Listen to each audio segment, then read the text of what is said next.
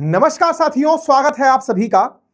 हाल ही के समय पर जिस तरह से दुनिया के अंदर युद्ध चल रहे हैं, एक तरफ रशिया यूक्रेन सुन रहे हैं, एक तरफ अमेरिका और इजराइल मिलकर ईरान से लड़ रहे हैं और अमेरिका लगातार ईरान से लड़ते हुए डे टू डे पिछड़ता चला जा रहा है क्योंकि ईरान को न्यूट्रलाइज नहीं कर पा रहा है, स्टेट ऑफ हॉर्मुज पर कंट्रोल नहीं कर पा रहा है, सत्ता परिवर्तन की जो चाह लेकर निकला था वो नहीं कर पा रहा है, जिसके चलते अपने ही बनाए नियमों से उसे पलटना पड़ रहा है। फिर चाहे रशिया की तेल पाबंदी हो, भारत के ऊपर सैंक्शंस में राहत हो, दुनिया के तमाम देशों के साथ फिर से रीनेगोशिएशन की बातें हो या फिर पुतिन से लेकर बातचीत करने की हो। इसका मतलब अमेरिका जो कुछ दिनों पहले एब्सोल्यूट पावर में जा रहा था या फिर यह दिखा रहा था कि मैं पूरी तरह हेजेमोनी में हूं, वर्चस्व में हूं, वैसा उसे अब नहीं दिख रहा है। पूरी दुनिया में उसके हाल ही के उठाए कदमों के ऊपर चर्चाएं होना शुरू हो गई हैं कि यह एक सोचा समझा तरीका नहीं था। खैर, हम इस चर्चा में आज का सेशन कहां एंट्री करा रहे हैं, हाल ही में एक नए युद्ध की आहट सुनाई दे रही है। जैसे मैं ये लाइन बोलूंगा, आपके दिमाग में अचानक चलने लगेगा, रशिया यूक्रेन चल रहा था, भारत पाकिस्तान आ गया है क्या फिर से, या कोई ऐसा युद्ध आ गया जिसके बारे में हम चर्चा नहीं कर रहे हैं। इजराइल अमेरिका देख तो लिया सर, मतलब इजराइल अमेरिका ईरान लेट तो लिया, नहीं नहीं नहीं, एक ऐसा युद्ध जिसकी इंतजार बहुत दिनों से है, जिसको होना है और उसके होने में बहुत सारे लोगों की बहुत सी एसेट्स दांव पर लगी हैं। मतलब असल में वो वाला युद्ध हो सकता है जब हो तो दुनिया को बहुत ज्यादा नुकसान हो, और नुकसान ही नहीं, वो एक ऐसा युद्ध हो जो शायद विश्व युद्ध में तब्दील हो। किसकी बात कर रहे हैं? जब चाइना ताइवान पर कब्जा करने निकले, जब चाइना ताइवान पर कब्जा करने निकले और अमेरिका ताइवान को बचाने आए, उस समय दो सुपर पावर आपस में शक्ति परीक्षण करेंगे। आप सवाल पूछेंगे ऐसी बातें क्यों हो रही हैं? देखो, अमेरिका की गुप्तचर एजेंसी ऑलरेडी ये कह चुकी हैं कि चाइना ताइवान पर 2027 में हमला करेगा, लेकिन ये तब की न्यूज थी जब रशिया यूक्रेन युद्ध चल रहा था और अमेरिका रशिया यूक्रेन युद्ध को खत्म नहीं करवा पा रहा था। हाल ही में चाइना को एक बहुत बड़ा ब्रेक थ्रू मिला है अमेरिका के ईरान के सामने ना टिक पाने पर। जब अमेरिका को पूरी तरह ईरान ने स्टेट ऑफ हॉर्मुज को कंट्रोल करके लोगों से रीनेगोशिएट करने पर मजबूर कर दिया, उसके बाद से चर्चाएं चलना शुरू हो रही हैं कि शायद अब चाइना कुछ बड़ा स्टैंड लेने जा रहा है। हेडलाइन बनती है बीजिंग प्रिपेयरिंग फॉर कन्फ्लिक्ट, और इस कन्फ्लिक्ट की कहानी में कुछ ऐसी बातें जिसे देखकर बड़ा ही असहज और असामान्य स्थिति लगती है, और वो ये है कि यहां पर हजारों ऐसी नाव बोट जो हैं वो ईस्ट चाइना सी में देखी गई हैं जो सामान्य तरीके से नहीं देखी जा सकती थी। हजारों की संख्या में नाव आती हैं, मछली पकड़ने वाली नाव हैं, लेकिन वो एक बहुत ही कोऑर्डिनेटेड तरीके से आकर के ईस्ट चाइना सी में लगभग 30 घंटे खड़ी हो जाती हैं, और उन नावों में लगभग 1000 से अधिक नावों की संख्या 400 किलोमीटर तक एक परिधि बना लेती हैं और 30 घंटे तक लगभग उल्टा एल शेप का आकार बनाकर समुद्र में डट जाती हैं। हेडलाइन बनने लगती हैं कि इसका मतलब कुछ चाइना ऐसा प्लान कर रहा है जो कन्वेंशनल नहीं है, कुछ उलट है, कुछ अलग तरीके से वो रिहर्स कर रहा है। ऐसा क्यों? क्योंकि ताइवान जो है ना, वो एक आइलैंड एरिया है। आइलैंड को चारों तरफ से घेरने के लिए नावों का ये विशेष अरेंजमेंट फिलहाल सुर्खी बना हुआ है। कहानी क्या है, इस पर अब डिटेल में चलकर चर्चा करते हैं, लेकिन इससे पहले थोड़ा सा लोकेशन को मैप पर देख लेते हैं। चाइना के पूर्व में ईस्ट चाइना सी, ईस्ट चाइना सी के अंदर एक आइलैंड जिसका नाम है ताइवान। चाइना ताइवान को अपना मानता है और ताइवान वाले अपने आप को स्वतंत्र देश मानते हैं। ताइवान और चाइना एक ही है। चाइना ने दुनिया को यह मनवा ऑलरेडी रखा है जिसे वन चाइना पॉलिसी कहते हैं। एक पीपल्स रिपब्लिक ऑफ चाइना है, एक डेमोक्रेटिक रिपब्लिक ऑफ चाइना है, और दोनों में ही एक लड़ाई है कि चाइना शब्द ताइवान वाले यूज नहीं कर सकते। दोनों एक हैं। चाइना से ही कुछ लोग भाग कर गए थे जो ताइवान पर गए थे, अब उनको चाइना वापस लेकर आएगा। ताइवान इस समय दुनिया का दिल है। इस तरह से समझिए कि ताइवान में जितनी भी फिलहाल सेमीकंडक्टर्स की लड़ाई चल रही है, अमेरिका जहां एक और बैठा है लेकर एनवीडिया को कि ये सेमीकंडक्टर डिवाइसेस उपलब्ध करा दे दुनिया में, तो सब लोग एआई में आगे आ जाएंगे। अमेरिका के बाद शायद दूसरी जगह ताइवान ही है जो सेमीकंडक्टर्स की लीडर है। इनकी इकोनॉमी का बड़ा हिस्सा केवल सेमीकंडक्टर डिवाइसेस से निकल कर आता है। ऐसे में ताइवान चाइना की नजर पर लगातार चढ़ा हुआ है और वो इसे कब्जा करना चाहता है। अमेरिका इसको कब्जाने से रोकता है कि भैया तुम कब्जे में मत चले जाना। खैर, अब इसी ताइवान के आसपास का जो समुद्र है उसे साउथ चाइना सी के नाम से जाना जाता है। चूंकि चाइना के ईस्ट में है तो उसे ईस्ट चाइना सी, और चाइना के दक्षिण में है तो साउथ चाइना सी। तो साउथ ईस्ट चाइना के अंदर जो समुद्र है, यानी चाइना के दक्षिण में जो समुद्र है, ताइवान के दक्षिण में जो समुद्र है, उसे साउथ चाइना सी कहते हैं। साउथ चाइना सी को वैसे भी, जैसे आज आप स्ट्रेट ऑफ हॉर्मुज पर ईरान का नियंत्रण सुनते हैं, वैसे ही इस पूरे पूरे साउथ चाइना सी पर चाइना का नियंत्रण समझा जाता है। मतलब यहां पर अब जब भी कोई वेसल निकलता है, जहाज निकलता है, निर्बाध रूप से जहाज जाते जरूर हैं। मतलब भारत को भी अगर अमेरिका के पश्चिमी तट पर जहाज भेजना है तो भारत ये वाला रूट लेता है। जापान, साउथ कोरिया, कोई भी जहाज अगर सिंगापुर स्टेट ऑफ मलक्का से होकर अगर जा रहा है तो उसे इस रूट से होकर जाना पड़ता है। लेकिन चाइना ने यहां पर ये जो आइलैंड्स हैं, पारासल आइलैंड, स्पार्टले आइलैंड, रियाओल आइलैंड, इन पर कहीं ना कहीं अपना, स्कारबोरो आइलैंड, इन पर अपना कब्जा जमाया हुआ है। मतलब एक तरह से ऐसा कब्जा कि वो ये कहता है ये सारा एरिया मेरा है और यहां से निकलने वाले को चाइना की सरपरस्ती में निकलना पड़ेगा। अमेरिका फिलीपींस के बहाने यहां काफी ज्यादा इंटरफेयर प्रोड्यूस करने की कोशिश करता है, जैसे स्टेट ऑफ हॉर्मुज में की थी, लेकिन वो जब वहां नहीं रोक पाया, चाइना ने भी इस पूरे एरिया को अपने पूरे कंट्रोल में लिया हुआ है। चाइना इन आइलैंड्स की बदौलत ही ताइवान तक भविष्य में कोई सुरक्षा पहुंचे उसको बाधित करने की इच्छा रखता है, और अगर कल को युद्ध अमेरिका और चाइना के बीच होगा तो इस साउथ चाइना सी को कंट्रोल बिल्कुल वैसे ही किया जाएगा जैसे स्टेट ऑफ हॉर्मुज को ईरान कर रहा है। ये कुछ चोक पॉइंट्स हैं जिन पर नियंत्रण रखने के बारे में चाइना ऑलरेडी विचार कर रहा है। अब चाइना की बात करते हैं ताइवान के साथ। तो देखिए क्या है कि चाइना के ये जो पूरी 9 डैश लाइन है जिसमें इसके बड़े बड़े आइलैंड्स आते हैं, उन्हीं की जद में आता है ताइवान, जो कि एक आइलैंड जैसा देश है। देश क्या है, उसकी इंडिपेंडेंट मान्यता तो देश की नहीं है, लेकिन ताइवान खुद को देश मानता है। दुनिया के देश उसको देश के रूप में मान्यता नहीं देते, कुछ ही देश है जो उसे देश के रूप में मान्यता देते हैं। यह है ताइवान। अब इस ताइवान को चाइना कब्जाना चाहता है, लंबे समय से मंशा है कि इसके ऊपर मैं अपना नियंत्रण स्थापित करूं। अब क्या कहानी है वो सुनते हैं। असल में क्या हुआ, लंबे समय तक चाइना इस ताइवान पर कब्जा करने के लिए कभी अपने हवाई जहाज भेज देता है, कभी यहां पर नेवल शिप्स को चक्कर कटाने लगता है। इस बार बड़ी एक असामान्य घटना है जो रिपोर्ट की गई। बताया गया कि दिसंबर 2025 और जनवरी 2025 में चाइना ने ताइवान, देखिए साउथ चाइना सी तो पहले ही इनके कब्जे में है। मतलब एक तरह से समझिए कि चाइना का साउथ चाइना सी पर पूरा कंट्रोल है। कोई भी दुनिया का देश कुछ भी बोले, लेकिन स्ट्रेट ऑफ हॉर्मुज से आप रिलेट कर पाएंगे। दिक्कत क्या है कि इस ताइवान के उत्तर वाला जो एरिया है, यानी ईस्ट चाइना सी वाला जो एरिया है, जिसके एक तरफ साउथ कोरिया है और एक तरफ जापान है, अमेरिका इन दो जगह से ताइवान के लिए हेल्प भेज सकता है। या तो दक्षिण से भेजेगा या पूर्व से भेजेगा। पूर्व वाले क्षेत्र में चाइना ने एक रिहर्सल किया, और वो रिहर्सल ये था कि हजारों बोट्स को लाइन से खड़ा कर दिया, ब्लॉकेड बनाकर। आइए मैं आपको तस्वीरें दिखाता हूं। ये कुछ तस्वीरें हैं, शायद आपको एक बार के लिए दिखाई ना दे। मैं आपके सामने एक और सैटेलाइट इमेज दिखाता हूं जिसमें आप देखते हैं कि ये ताइवान है। इसके उत्तर में जहां साउथ कोरिया और जापान आपको दिखाई दे रहे हैं, यहां पर जहाज, ये जो है ना बोट्स हैं, ये एक साथ हजारों की संख्या में आकर जमा होना शुरू होती हैं। ऐसे जमा होना शुरू होती है कि आपको लगेगा कि ताइवान तक कोई सहायता पहुंच ही नहीं सकती। 400 किलोमीटर तक बोट्स का जाल बना दिया जाता है। मतलब ये सोचिए कि कैसी वॉर स्ट्रेटजी है। एक और वीडियो दिखाता हूं, इस वीडियो को देखें, 10 जनवरी का वीडियो है।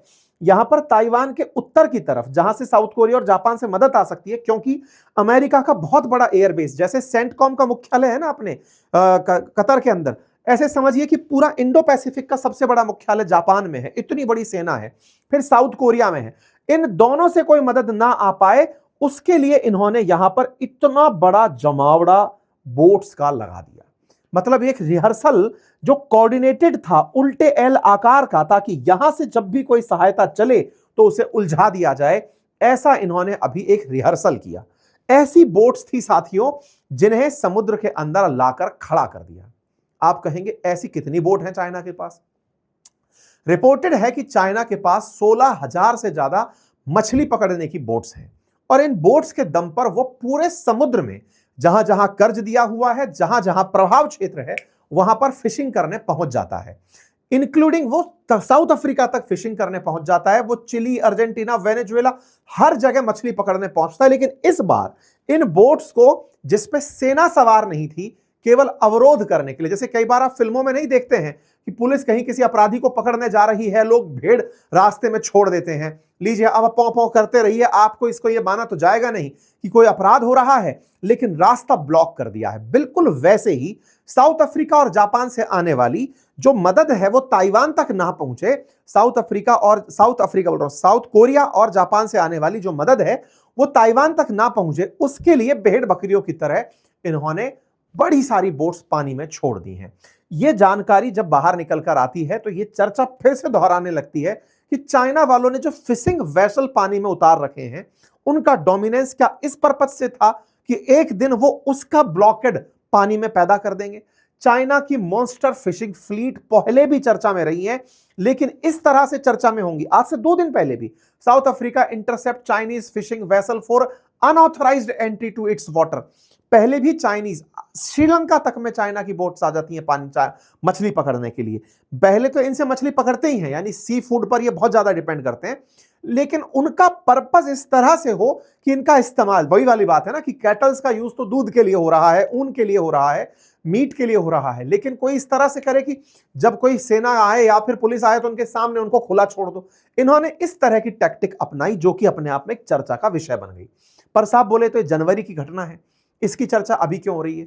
चाइना लगातार जब से रशिया यूक्रेन चल रहा है तब से लगातार सोच रहा है कि ताइवान पर हमला करने का सबसे आसान तरीका और वो तरीके कौन से हो जिससे अमेरिका जब इसे बचाने आए तो हम इसके सामने खड़े हो जाएं। जैसे अभी रिसेंटली जब आपने बागची का बयान सुना होगा, ईरान के विदेश मंत्री ने यह कहा था कि अमेरिका को लगता है कि हम तैयार नहीं थे युद्ध के लिए।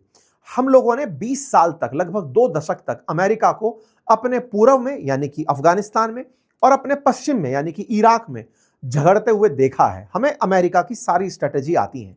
20 साल से इस दिन का इंतजार कर रहे थे जब अमेरिका हमसे लड़ने आएगा, इसीलिए उन्होंने मोज़ेक सिस्टम अपनाया था। ताइवान पर चाइना लंबे समय से हमला करना चाहता है, लेकिन अमेरिका उसे बचाने आएगा, अमेरिका उसको वेपन देगा, अमेरिका कोरिया से, साउथ कोरिया से, जापान से अपनी वेसल्स भेजेगा, उनसे निपटने की यह तैयारी लंबे समय से कर रहा है। वही बात है, अमेरिका जैसे यूक्रेन के अंदर देखता है कि कैसे अमेरिका मदद पहुंचाता है, वैसी मदद यहां भी पहुंचाएगा। तो उनकी वॉर स्ट्रेटेजी में यह एक वॉर स्ट्रेटेजी सुर्खी बनती है, और जब यह सुर्खी बनती है तो तमाम जगह पर यह बात चलने लगती है कि अब चाइना जो रिहर्स कर रहा है वो शायद इस दिन के लिए है। सोशल मीडिया पर बहुत तेजी से ये वायरल होने लगती है कि समंदर के अंदर इतनी मछली पकड़ने वाली बोट एक साथ क्यों आई और ये क्या तरीके थे सोचने के, ये बात आई। अब लेकिन एक और सवाल यहां पर आया, और वो क्या है, हाल ही के समय पर चाइना का एक बिहेवियर ऑब्जर्व किया गया है, और वो क्या है, चाइना पहले क्या करता था, अपने जो लड़ाकू फाइटर जेट होते थे उन्हें ताइवान के क्षेत्र में से, ताइवान के एयर स्पेस में से गुजार देता था, ताकि ताइवान में डर बना रहे कि हम तो कभी भी आएंगे तुम्हारे ऊपर गोला चला के चले जाएंगे। चाइना युद्ध करने से डरता है, लेकिन ताइवान को लेकर उसने ईगो बना रखा है कि इसे तो मैं लेकर रहूंगा क्योंकि वो मेरा अपना है, वो इस तरह से ट्रीट करता है। ऐसे में चाइना ने ताइवान के ऊपर से कईयों बार बहुत सारे हवाई जहाज गुजारे हैं, फाइटर जेट गुजारे हैं। रिसेंट डेज में, पिछले 1 महीने से उसका कोई फाइटर जेट ऊपर से निकल ही नहीं रहा है। लोगों को इस बारे में चिंता होने लगी है कि यार ये अनयूजुअल बिहेवियर कैसा है। चाइना इतने सारे फाइटर जेट, पिछले साल इतने फाइटर जेट निकाल रहा था, अब अगर देखा जाए तो कंबाइंड टोटल अराउंड ताइवान की बात करें और उसके कंपैरिजन में बात करें तो ये बहुत कम हो गया है। मतलब फाइटर जेट्स की जो संख्या है पार करने वालों की, मतलब पहले अगर 300 निकलते थे तो अब 3 फाइटर जेट को गलती से उसने एयर स्पेस में भेजा होगा। बोले ये स्ट्रेटेजी क्यों बदल रहा है? चाइना स्ट्रेटेजी बदल रहा है, फाइटर जेट्स नहीं भेज रहा है, चल क्या रहा है? ये अपने आप में एक सुगबुगाहट नए युद्ध की होना शुरू होता है। साथियों, जो नए युद्ध की सुगबुगाहट ये बिल्कुल वैसे ही है कि ईरान अमेरिका होना ही था, पहले से तय था। ऐसे ही चाइना ताइवान होना ही है।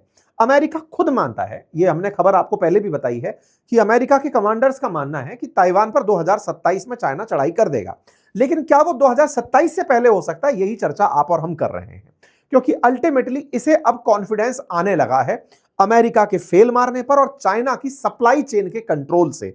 उसे यह समझ में आने लगा है कि पूरी दुनिया में कंट्रोलिंग अथॉरिटी अगर अमेरिका ने खुद को टैरिफ के नाम पर समझा, आप सोचो ना, इस पूरी लड़ाई के विनर के रूप में अभी रशिया का नाम आ रहा है कि भाई उसके पास में पूरा तेल था, उसने कंट्रोल कर लिया, उसको युद्ध समझ में आ गया कि ईरान से लड़ोगे कल को तेल हमारा ही बिकवाओगे, तो रशिया इसलिए यूक्रेन छोड़कर ही नहीं निकला।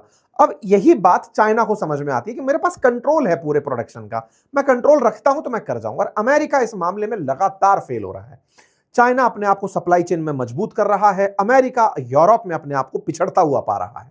उसके जो लगातार सहयोगी हैं वो आजकल चाइना का रुख करके बैठे हैं। सोचो ये तीनों की तीनों चाइना जाकर आ चुके हैं।